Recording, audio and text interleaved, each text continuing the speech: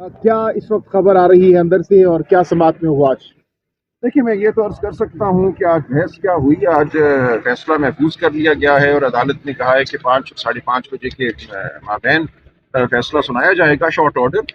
अब क्या फैसला होगा, मैं कोई मफरूजा पेश नहीं करना चाहूँगा। हमारी गुजारिश ये थी कि आज दिन तक जो कुछ हुआ है इस जेल ट्रायल में वो गैर कानूनी तौर से हुआ है। आइन के और कानून के तकाजे पूरे नहीं किए गए। काल कोठरी में अवाम और मीडिया की नज़रों से ओझल, ख़ानदान से ओझल जितनी भी कार्रवाई है उसको हज़फ किया जाए।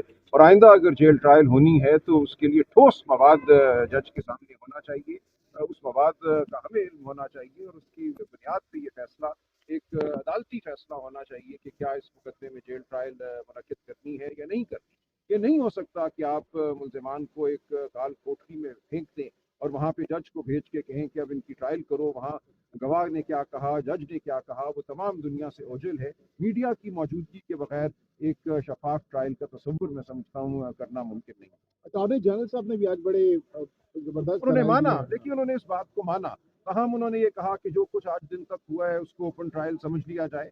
जब आप सब लोग जानते हैं कि आज तक जो कुछ हुआ है वो ओपन ट्रायल नहीं थी। कितने आपके सहाफ़ी बरादरी के लोगों ने मुझे बताया है कि कितनी बार उन्होंने कोशिश की, दरखास्तें भी दी कि हमें अदालत में आने दिया जाए और उनको ये इजाज़त नहीं दी गई। लिहाजा किसी तरह भी आज दिन तक जो ट्रायल हुई है वो एक आइन और कानून के मुताबिक नहीं है।